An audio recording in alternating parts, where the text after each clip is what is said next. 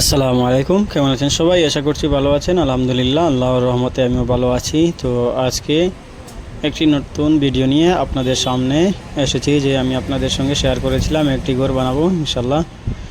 ঘরটা প্রায় 90% কমপ্লিট করে নিয়েছি।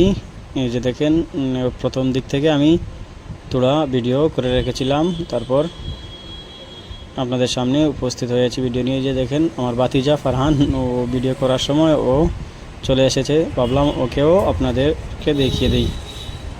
তো আমার এখানে ঘর 25 ফুট লম্বা এবং 15 ফুট ভিতর দিয়ে আমি ওটা বানিয়েছি।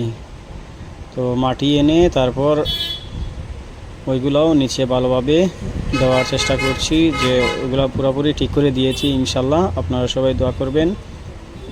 আমি নতুনভাবে যে মোরগ বলেছিলাম আনবো, ওইগুলা আনার চেষ্টা করবো ইনশাল্লাহ।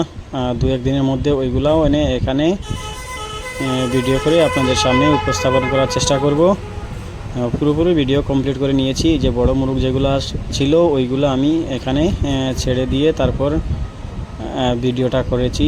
যেহেতু পুরোপুরি কমপ্লিট হয়নি, সামনের দিকটা এখনও ফাঁকা রয়ে গিয়েছে, তো আমি ফাঁকাগুলোও বন্ধ করে নেব ইনশাল্লাহ। তো আপনারা সবাই আমার জন্য দোয়া করবেন। আমি একটু বড় করে করার চেষ্টা করছি, আমাকে একটু সাপোর্ট করবেন। এবং ওইগুলোর মধ্যে যদি কোনো ভুল ত্রুটি হয়, আপনারা অভিজ্ঞ খামারি কেউ যদি ভিডিও দেখে থাকেন, অবশ্যই আমাকে এই কমেন্ট করে জানাবেন। যেগুলো ভুল হবে ইনশাল্লাহ আমি ওইগুলো ঠিক করার চেষ্টা করব।